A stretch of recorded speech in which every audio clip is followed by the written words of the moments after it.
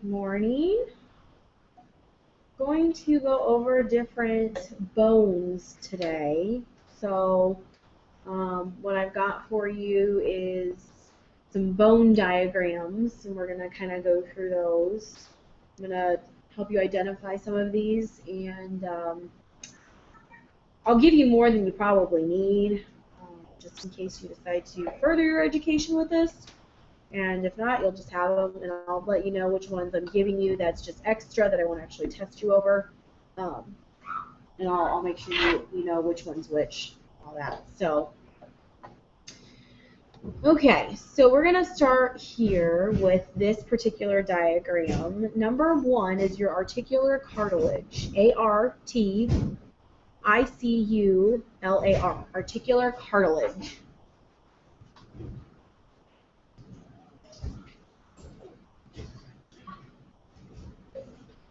Number 2 is going to be your spongy bone.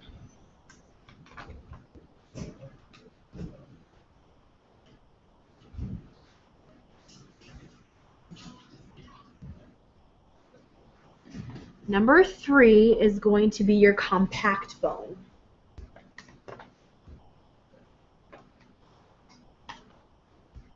Number 4 is your medullary cavity, M-E-D-U-L-L-A-R-Y, medullary cavity. Number 5 is your yellow marrow.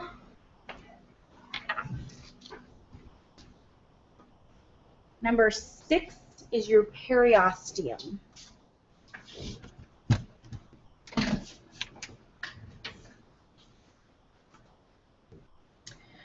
I'm going to give you number 7, 8, and 9. I'm just going to tell you what those are, but I'm not actually going to hold you responsible for those. So number 11 or 7 is your proximal epiphysis. Proximal, P-R-O-X-I-M-A-L, epiphysis, E-P-I-P-H-Y-S-I-S, proximal epiphysis. Number 8 is your diaphysis, D-I-A-P-H-Y-S-I-S, diaphysis, just diaphysis, sorry. And then number 9 is your distal epiphysis. Your distal epiphysis. So it's going to be towards your elbow. So it's going to be further away. 7, 8, 9 are just talking about, in general, how close it is to, like where it is in relation to your body. So they might say like, oh, we're looking at the diaphysis portion of your humerus. So they're talking about just that middle part. So, okay, we're going to head on down to, or head over to the next diagram, 12.1, which you should have here. Okay, so number 1 and 2, just go ahead and X those out. I'm not going to have you know those. Number 3 is going to be the cranium, C-R-A-N-I-U-M, cranium.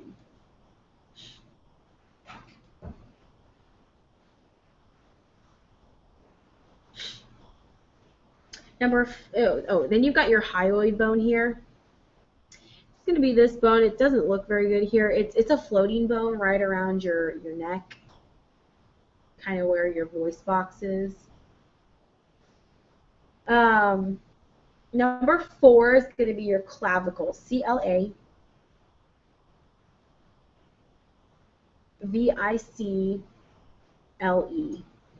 clavicle.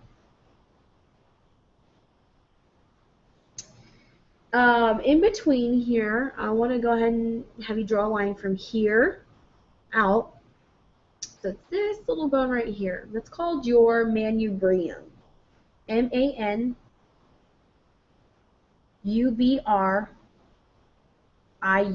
manubrium. Number 5 is your sternum.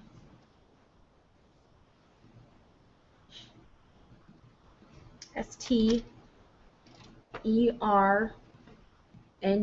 sternum.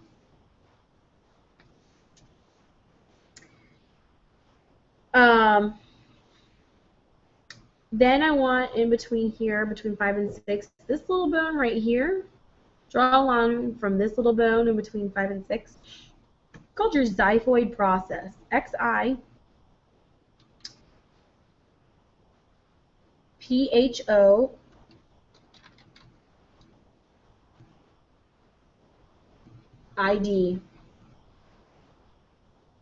So Xiphoid, xiphoid process.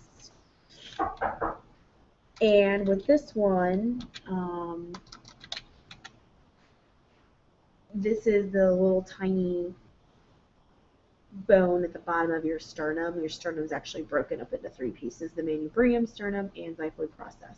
When people do CPR, the xiphoid process oftentimes will get broken off in the process. Number 6 would be your ribs, R-I-B-S. 7 is going to be your vertebral column, V-E-R-T-E-B-R-A-L, vertebral column, C-O-L-U-M-N. So your vertebrae, backbone. Number 8 is your pelvis, P-E-L-V-I-S.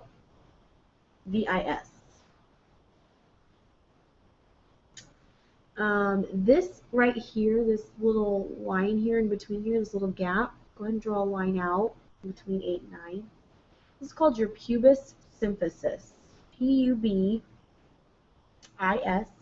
P-U-B-I-S, symphysis, S-Y-M-P-H-Y-S-I-S, pubic symphysis, or sorry, pubis symphysis.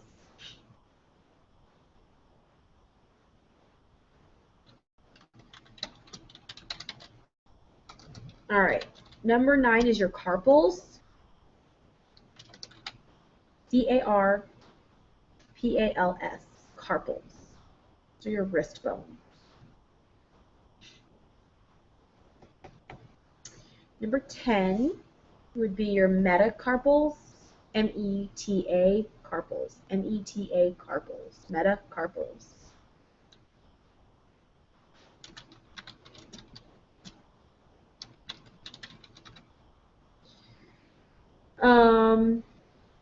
Number 11 would be your phalanges, P-H-A-L-A-N-G-E-S,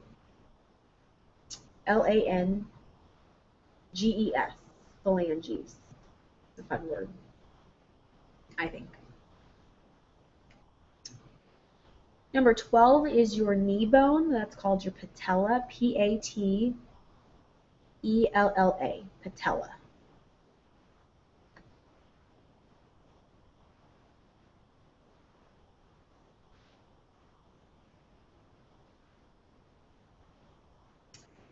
Number 13 would be your tarsals, kind of your ankle bones, T-A-R-S-A-L-S, tarsals.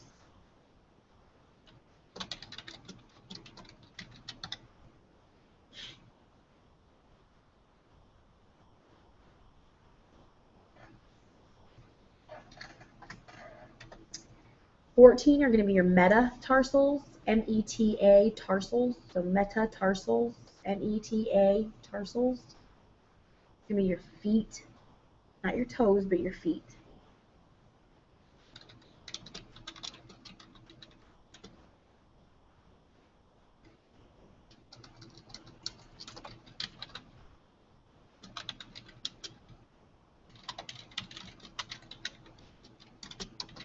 Okay, and then number 13 are your toes or your phalanges. So we've got 2 places where you have phalanges, your toes and your fingers.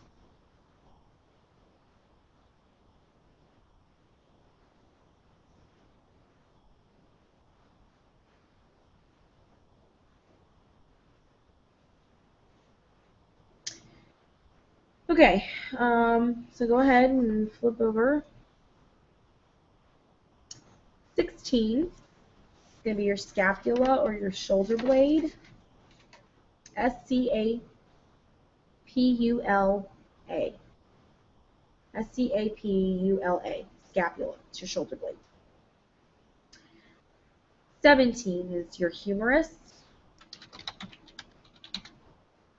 Not like haha, but H-U-M-E-R-U-S. Humerus.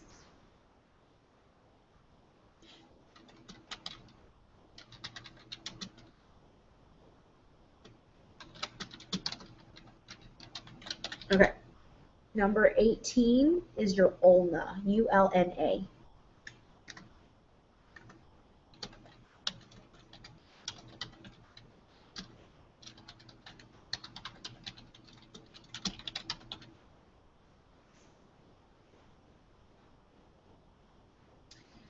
Number 19, your radius, R-A-D-I-U-S.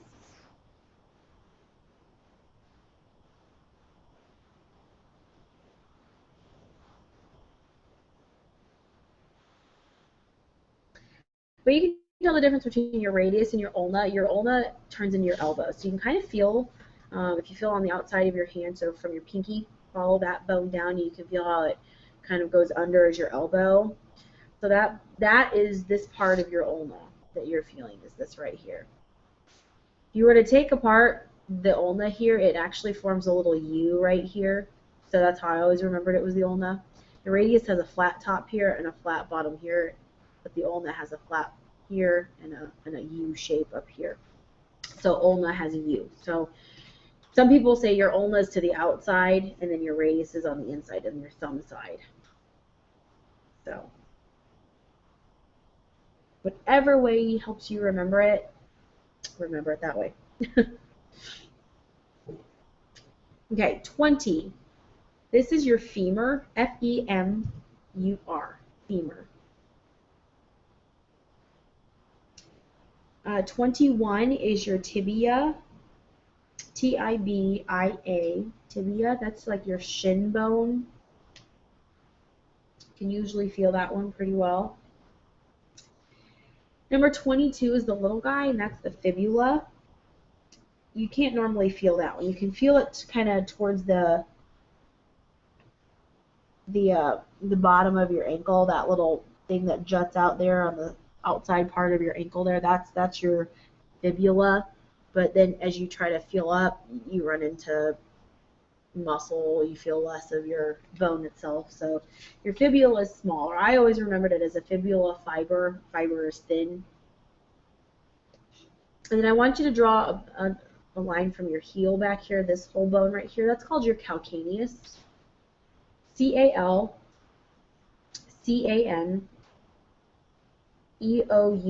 calcaneus.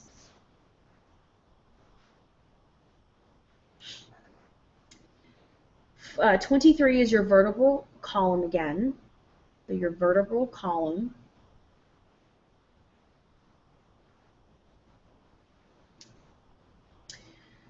And then 24, these are your fused vertebrae. And they're called the sacrum. S-A-C-R-U-M.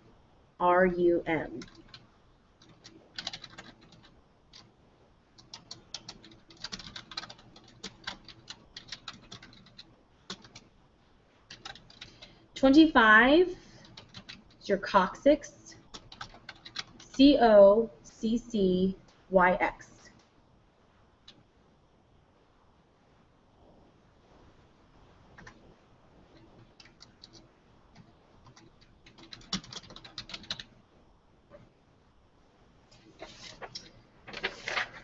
Okay, we'll do one more diagram before we call it a day because I don't want to overwhelm you too much here. So we'll do 13.1.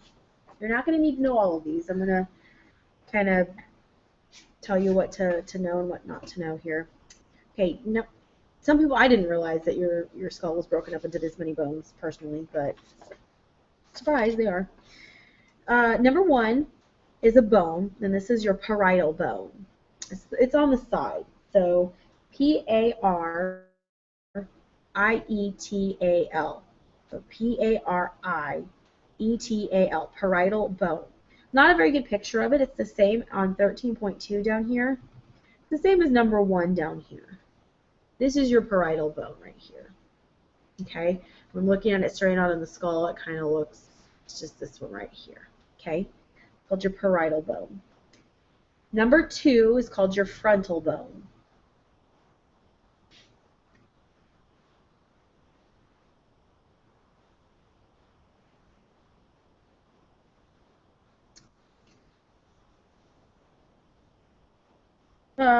Number 3,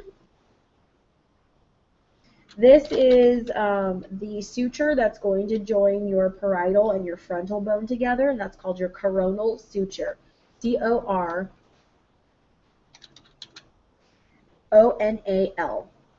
Coronal suture. Suture is spelled S-U-T-U-R-E.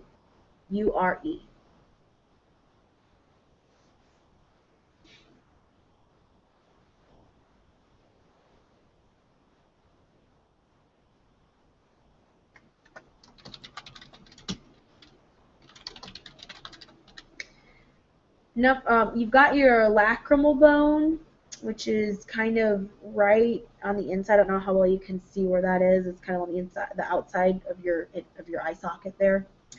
Behind that is the ethmoid bone, the little tiny bone, directly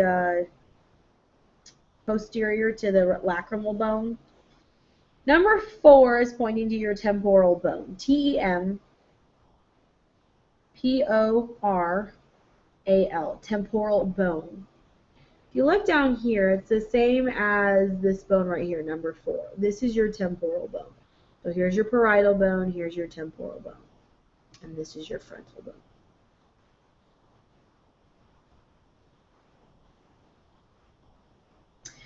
The next one down is your sphenoid bone. It's kind of off to the side. There's a better picture of it on 13.2, which we'll get to Monday. So don't worry about that, but just know that you've got a sphenoid bone there. It looks small, and it is kind of small. Number 5 is talking about this thing right here. I don't know if you can see that there's a little dark line there that separates this top part and the bottom part here. This top part is called the perpendicular plate. P-E-R-P-E-N-D-I-C-U-L-A-R, perpendicular plate.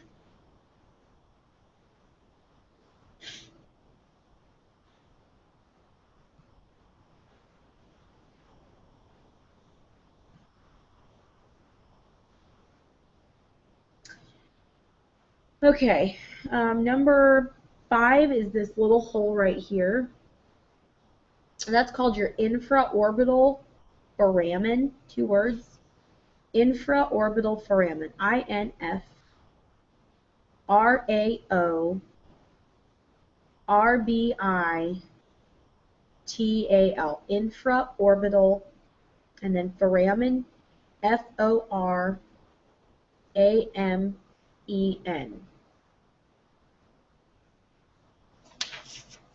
Basically, a foramen just means a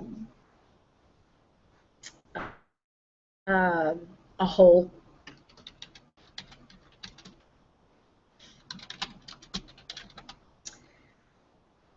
Number 7 is pointing to this bottom half of the bone right here. So this is the perpendicular plate up here. This down here is called the vomer bone, V-O-M-E-R, vomer bone.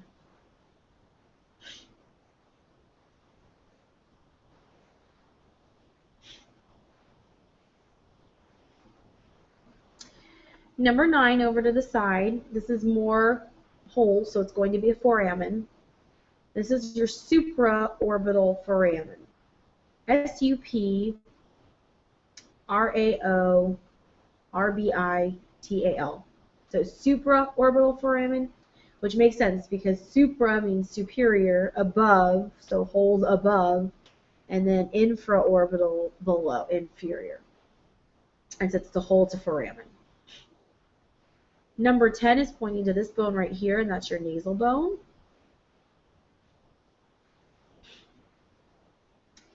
11 is so you saw part of it over here, but 11 is this big one right here. It's also over here. So that's your sphenoid bone also. So you can just use that to spell sphenoid bone, number 11.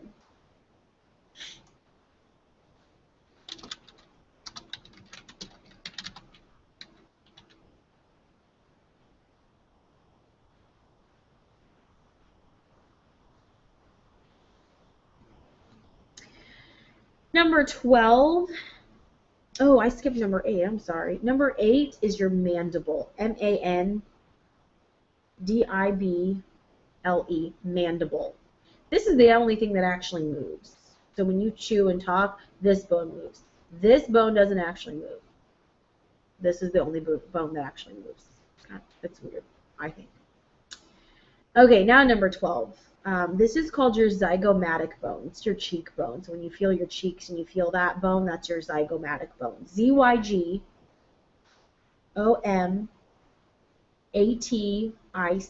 Zygomatic.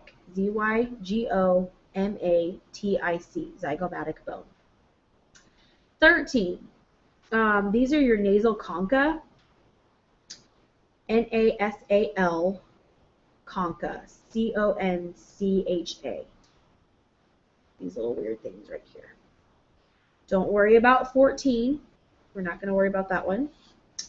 15 is going to be your maxilla. M-A-X-I-L-L-A. M-A-X-I-L-L-A. Maxilla.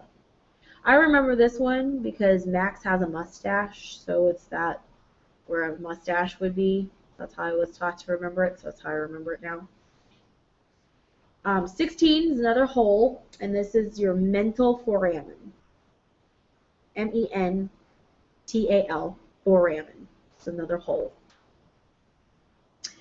So, of all of these, I won't necessarily ask you for number 3, the coronal suture, number 5, the perpendicular plate. No, take that back. Perpendicular plates ago. Number 6, the infraorbital foramen. Your supraorbital foramen, number 9, and your mental foramen, number 16. So 3, 6, 9, 16. I won't necessarily, those might show up on like an extra credit, but I'm not going to ask you to identify those. Now, I might ask you at some point, what does foramen mean, and you would tell me it means hole. So I'm going to stop there because that was a lot of bone identification for you. So we'll stop there. If you have any questions whatsoever, please don't hesitate to ask me. I don't want to scare you away too much with the different bones there. So, but I just wanted you to have them in case you decided to study this later on in life, and then you'd have it. So if you do have any questions, let me know. Otherwise, have a great weekend.